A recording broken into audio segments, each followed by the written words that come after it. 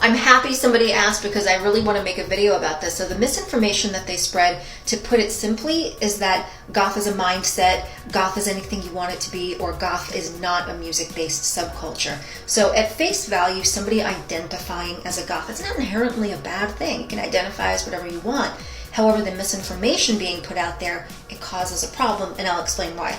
What they hear when you say that goth is a music-based subculture is, you can't sit with us. Because they identify with the label as goth, but they do not like the music, and it pisses them off. It pisses them off because they think that the goth subculture is essentially slamming the gate in their face and we're icing them out, when in actuality, they are more than welcome to come and congregate with us, be part of the subculture. We're a community and we want them. Come to our concerts, come to our events. We have swap meets, we have picnics, there's cons, there's all kinds of things. We have goth publications, like artists and creators and musicians to support, but they want no part of that.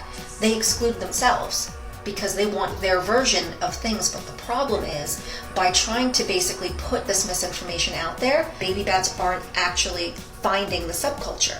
Say you get a baby bat, and this baby bat is looking at goth and saying, this feels familiar, this feels like home, this feels like me, I want to learn more. So they set out to do that. So in setting out to do that, what they instead find is they find more, because it's quite saturated, people such as this who will put the misinformation out there by saying, don't listen to goths who try to tell you it's a music-based subculture. If a goth tries to help you by way of giving you information, they're bullying you, they're gatekeeping you. So what they're doing is they're trying to discredit the goth from the jump so that they don't listen to them, and they kind of move over to their side of things. So because of this, the baby bat never actually finds the goth community, and therefore they never experience anything involved in the community. They never get that sense of community. They never get to congregate with people that are like them, go to the shows, go to the events, everything that it has to offer. They never actually get the opportunity to experience those things. So what they end up doing is not identifying with whatever it is that they are exposed to, and say, oh, well, I guess goth is not for me, because they didn't actually find it in the first place.